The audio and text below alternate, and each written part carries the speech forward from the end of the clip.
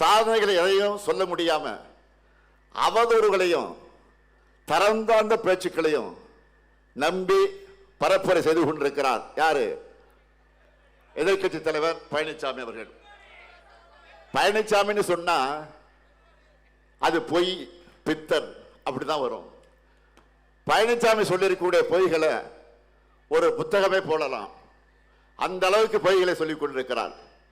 5 முறை முதலமைச்சராக இருந்த நம்முடைய தலைவர் கலைஞர் அவர்களை பற்றி பச்சை பொய்ய பேசின பழனிசாமிக்கு நான் நெல்லையிலே அதற்கு பதிலடி கொடுத்திருக்கிறேன். தான் சொன்ன ஒரு பொய்யிலிருந்து தப்பிக்க அடுத்தடுத்த பொய்களை கூச்சமே இல்லாம சொல்ல தொடங்கி இருக்கிறார். என்ன சொல்லுகிறார்?